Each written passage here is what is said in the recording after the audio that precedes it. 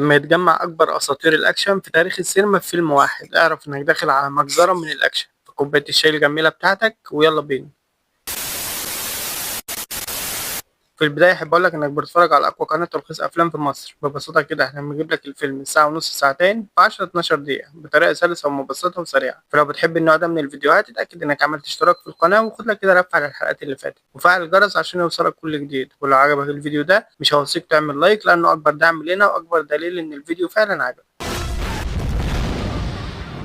الحكاية بتبدأ مع بارني روس، راجل ملوش في الكلام الكتير، قائد لمجموعة من أخطر المرتزقة في العالم واللي بيقوموا بمهام معينة بتفاصيل معينة بمقابل مادي. وبيبدأ الفيلم وسط البحر في عز الليل عند مجموعة قراصنة صوماليين مسلحين ومجانين بيهجموا على سفينة شحن كبيرة واحتجزوا الطاقم كله كرهاين وطالبين فدية بملايين الدولارات. لكن فجأة بنشوف الكهرباء بتقطع عن السفينة ومن وسط المحيط بيظهر بارني ودراعه اليمين كريسماس وبيكون معاهم فلوس كتير ويطلبوا منهم انهم يفرجوا عن الرهاين. ولما ما بيحصلش اتفاق بين الطرفين فجأة المركب بتتحول لجهنم، ضرب نار في كل حتة يا معلم، وفي دقيقتين بالظبط المركب بتتغرق بدم القراصنة والرهاين بيتحرروا. عشان اقول لك يا عزيزي من البداية كده اهلا بيك في عالم الاكشن الحقيقي. بعد ما رجعوا من مجزرة السفينة الرجالة بيروحوا يلموا بعضهم في المقر بتاعهم وهو البار ده واللي بيملكه تول حجمدار اللعبة القديم. المهم يعني ان ده المكان اللي بيحبوا يتبسطوا فيه وبيتجمعوا فيه دايما. ما علينا يا صديقي، ندخل في الجد. شخص مجهول اسمه مستر جيرج بيعرض على بارني مهمة انتحارية وهي انه يسافر لجزيرة معزولة في امريكا الجنوبية اسمها فيلينا، والهدف الاطاحة بالجنرال جرازا قائد الجزيرة واللي قلبها جحيم على سكانها. وفي وسط الكلام بيدخل عليهم صديق قديم لبارني. المهم ان مستر جيرج بيعرض عليهم المهمة، لكن من الواضح كده ان الاصدقاء القدام مش هيتفقوا مع بعض. وبارني بيتكلم مع باقي المجموعة على المهمة الجديدة وبيقول لهم ان الهدف هو شخص اسمه جرازا. وبيقول بارني انه رافض انه ياخد جانر المهمة دي وبيقول انه ما عادش بيثق فيه زي الاول، مع العلم يا صديقي ان جانر ده بيكون من اعز اصدقاء بارني، بس بسبب الشرب والسكر بارني ما عادش بيثق فيه وعشان كده بيرفض انه ياخدوا معاه المهمة دي. وبيقرر بارني وكريسماس ان هم يروحوا يستكشفوا الجزيرة ويشوفوا ايه الدنيا هناك وكده. وهم داخلين للمينا بيكونوا عاملين نفسهم مصورين طيور وغاويين طبيعة واستكشاف وكده، وبيبقى معاهم بقى كاميرات وعدسات وحاجات من دي عشان يعدوا من الامن من غير ما حد يشك فيهم. ومن اول ما بيدخلوا الجزيرة بيشوفوا مشهد بسيط من مشاهد العنف اللي بتحصل في الجزيرة. بعدها بيقابلوا ساندرا ودي بنت جميلة من سكان الجزيرة واللي هتبقى المرشدة بتاعتهم فيها، وبتركبهم بعربية نقل شكلها قديم شوية كده وتبدأ تلف بيهم في الشوارع. وهنا الكاميرا بتوريك الوش الحقيقي للجزيرة وإنها مكان جميل وطبيعة خلابة. ساندرا بتبص لبارني وبتقول له بحزن إن البلد دي كانت جنة لحد ما الجنرال جرازا ورجالته حولوا حياتنا لكابوس. بعد كده العربية بتقف وكريسماس بيكون متضايق من اللي شافه في الشارع بين الناس وبيسيبهم ويمشي بعيد شوية عشان يبدأ خطتهم. بعد كده بنشوف بارني بيتكلم مع ساندرا وبيكون شاكك إنها عاملة لهم كمين وإنه ما ينفعش يثق فيها. ولما بيقول لها طيب أنت ليه مش بتمشي من هنا من الظلم ده، بترد تقول له انتوا اللي لازم تمشوا دلوقتي. وفجأة بيدخل عليهم مجموعة من العساكر فساندرا بتقول له اسكت انت وانا هتعامل معاهم ما تتكلمش خالص. وبتحاول فعلا تحل الموضوع معاهم بالراحة لكنهم بيتكلموا معاها بالعنف، ولما بارني حاول يتدخل بيضربوه. فجأة بيوصل كريسماس وبالسكينة اللي معاه دي شال واحد فيهم من على الأرض وفي لحظة واحدة خلصوا عليهم كلهم. وفي الوقت ده لازم يمشوا بقى من المكان لأن كده هيبقى في وراهم جيش كامل من العساكر. وبيطلب بارني وكريسماس من ساندرا إنها تروح معاهم لكنها بترفض وبتقرر إنها تقعد لأن ده مكانها ومش هتمشي منه أبدا. وفي نفس الوقت بيكون جيش الجنرال جرازا كله اتحرك ونازل وراهم. الدقايق بتجري والطياره واقفه مستنيه بارني اللي لسه واقف بيسلم على شويه من عساكر الجيش الفرافير دول. الطياره بتتحرك وبتبدا تطير في الجو وفي اخر ثانيه تحت ضرب رصاص كتير قوي من العساكر اللي مالين الرصيف بيقدر بارني انه يلحق الطياره ويخلع بيها مع كريسماس من الجحيم ده.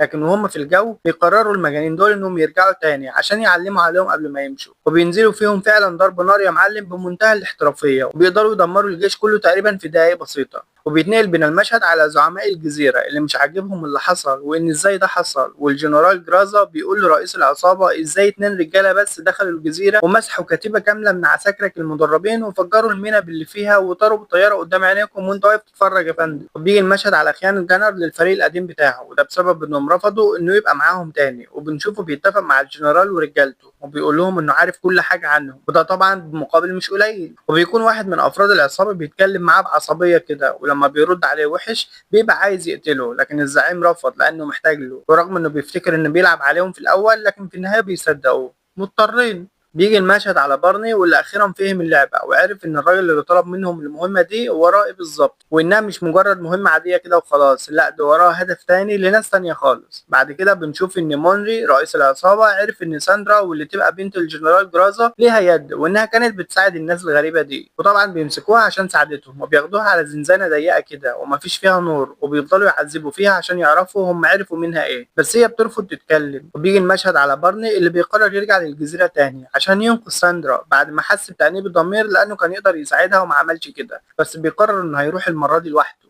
وبيركب عربية كده وبيمشي، وبيكون معاه صديقه يانغ اللي مش بيرضى يسيبه يروح لوحده. وفي نفس الوقت بنتفاجئ بصديقهم القديم جانر اللي بيكون محضر لهم مفاجأة، وبيكونوا راكبين عربيتهم وماشيين على الطريق السريع، وفجأة بتظهر وراهم عربية جيب سودا بتجري بأقصى سرعة، وده طبعا جانر اللي خان العيش والملح وقرر يشتغل مع الأعداء لحسابه الخاص، وبيطلع فعلا رشاشه من الشباك وبيفتح النار عليهم من كل مكان. بيحاولوا يدافعوا عن نفسهم في معركة ضرب نار موت الموت على الطريق لحد ما بيدخلوا مصنع مهجور كده، وبعد ما العربيات بتقف بنشوف جنر الخاين بيدخل في معركة مش عادلة خالص مع يانغ اللي جسمه ضعيف نسبيا مقارنة بيه، واللي بيمسكه وبيرميه في الحيط وبيكسر بيه الخشب. جانر بيتمكن من يانغ وبيبقى خلاص هيخلص عليه ويذبحه، بس رصاصة بارني اللي بيجيبها على بعد 5 سم بس من القلب كانت سبب نجاته. وبيبص جانر لبارني وعينه بتروح، وبدل ما يشتمه بيقول له هو بيموت أنا آسف يا صاحبي أنا فعلا أستاهل كده. ومن هنا بيقرروا إنهم يرجعوا الجزيرة مرة تانية، بس المرة دي ناويين على الشر، ومحدش من الفريق بيرفض إنه يروح معاه. وفعلا بتشوف الطيارة طايرة وسط الضلمة في طريقها لجزيرة فيلينا، والرجالة كلهم قاعدين ورا مأمنين أسلحتهم والجو مشحون، وأكيد جنرال الجزيرة وباقي العصابة متوقعين وصولهم في أي وقت وعاملين حسابهم على كده. عشان كده بارن بيقول للمجموعة لما بيوصلوا احنا معانا 20 دقيقة بس ندمر المكان كله ونخلع من هنا. وبيجي المشهد على الجنرال وصديقه رئيس العصابة اللي هو مونري، واللي بيكون مش عاجبه بعد قرارات الجنرال، لكن دي ما كانتش المشكلة الأكبر. ومع أول ثانية في النقاش المفرمة بتشتغل، كريسماس بيطير السكاكين في رقاب الحراس وعينك ما تشوف إلا النور من كل شكل ولون يا معلم، وبيكملوا خطتهم في الهجوم واقتحام المكان، وبيلغموا المكان كله بمتفجرات طول ما هم ماشيين. وبيجي المشهد على ساندرا وهي محجوزة وسط 2 عساكر كده، وأخيرا بيوصل بارني لساندرا وبيفك حبالها. بعد عذاب كتير للمجموعة كلها ومعركة ولا في الخيال بيقرر باقي الفريق إن هم لازم يمشوا لأن الوقت اللي هو 20 دقيقة انتهى. بارني بيمسك إيد ساندرا واللي بيرفض يمشي من المكان من غيرها، وبيجري بيها في ممرات القصر الضيقة دي، وفجأة بيظهر قدامه مجموعة من العساكر وبيقدروا إن هم يمسكوه. وفي اللحظة اللي حسوا إن هم خلاص اتمكنوا منه وخلاص هياخدوه بيمشوا شوية كده، فبينزل عليهم فريق بارني اللي بيملى المكان بالدم، ضرب نار في كل مكان، واللي مش واخد ساتر هيطير. وكده بارني وفريقه لازم يخرجوا من المكان بسرعة قبل الانفجار. وفي وقت ما الفريق خلاص هيخرجوا بيقابلهم جيش كامل من العساكر. الجنرال بيحمل المسؤولية لزعيم العصابة إنه السبب في كل اللي حصل،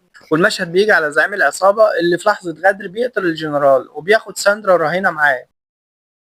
وللأسف بيكون الوقت خلاص خلص فبيتفجر القصر باللي فيه، ولكن ساندرا كان حظها كويس لأنها بتكون خرجت من المكان مع قائد العصابة اللي خدها رهينة من شوية. وسط الانفجارات اللي بتهز جدران القصر والدخان اللي مالي المكان بتتحول ساحة القصر لمفرمة رسمية لتصفية الحسابات. فرقة المرتزقة ما بترحمش وزعيم العصابة بيحاول يهرب، وطبعا معاه ساندرا كرهينة، كمان دراعه اليمين اللي هو دان باين اللي بيدخل في معركة مع تول أحد عمالقة الفريق بتاعنا. الخناقة ما بتطولش كتير ودان باين بيقدر تول يرميه وسط النار اللي بتمسك في جسمه وبيموت بالبطيء. يا خسارتك يا ستيف اوستن والله. المهم الانفجارات شغاله في كل مكان، وزعيم العصابه بيمسك ساندرا وبيحط المسدس على دماغها وبيصرخ في بارني لما بيشوفه من بعيد هقتلها وهتموتوا كلكم هنا دلوقتي. ويرمي فعلا بارني سلاحه على الارض، ولكن اللي الخيانه بدمه لا يمكن يؤتمن، فبيضربه رئيس العصابه برصاصه كده في صدره ولكنه مش بيموت. وفي اقل من ثانيه بارني بيمسك مسدس كان مداريه كده وغربله بيه، وفي نفس اللحظه سكين الكريسماس بترشق في نص ظهره وبنخلص منه من شكل امه. وفي الاخر الفريق بيتجمع وبيمشي من الجزيره بعد ما قضوا على كل قوى الشر اللي فيها، وبتكون ساندرا مبسوطه وفخوره بيهم وباللي عملوه علشانها وعلشان اهل الجزيره قوي. وبنتفاجئ في النهايه ان جانر لسه عايش وبيوافق بارني انه يرجعه للفريق مره تانية بعد ما بيعتذر ليانغ على اللي حصل، وبيوعدهم كلهم انه يتغير ويبطل شرب ويرجع مستقيم معاهم تاني زي ما كان واحسن.